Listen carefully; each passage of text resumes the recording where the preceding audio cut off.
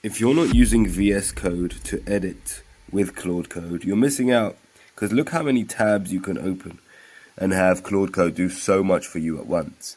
Now check this out. This is my little tip of the day for Claude Code. Before I start any project, I say to Claude Code, hey, look at quickstart.md. This file is basically a tiny file, probably about 300 words, that's all. Maybe 50 or 60 tokens, roughly.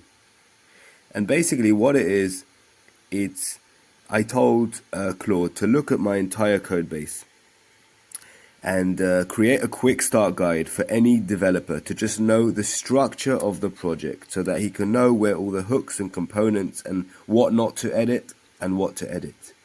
So basically, you know how every time you need to start a new conversation and ask, you listen, make sure you don't do this, like all the kind of the MD file. So this, once I send this to Claude Code, it takes him literally about 5 seconds. He reads it and he's like, I'm ready to go. He's ready to go. Don't edit this file, always edit these files, etc. He knows exactly what he needs to do. And it takes about, first of all, it saves you time. Secondly, it saves you tokens. And now you can get straight away started onto the next function of your app.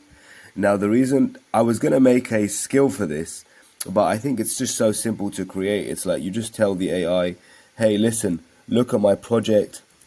You just type it to him, look at my entire project, or look at the build structure and develop a quickstart.md file. Now, since you and call it quickstart.md, so whenever I start editing, you will know the build structure and you will know what you need to do. That's tip number one. Now, since you stay till the end, there's another tip that you're getting now. This is worth double, by the way. There's a quick start folder, and every time you want to go back and edit something that's a bit complicated, and let's say there's a really complicated function which intertwines with many files, yeah? So basically what you do is you ask Claude Code to create for you a quick start folder. Now inside that folder is more complicated things. Like if you say, look at quick start automating shorts, or quick start music video, or quick start sound effects, or quick start status, that will give him a quick start general overview and a quick start, for example, music video maker.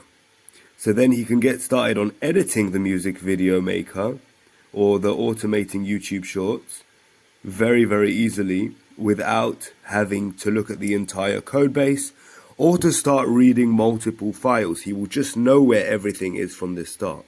This tip alone is going to save your YouTube subscription from reaching its limit. So give me a follow and a like.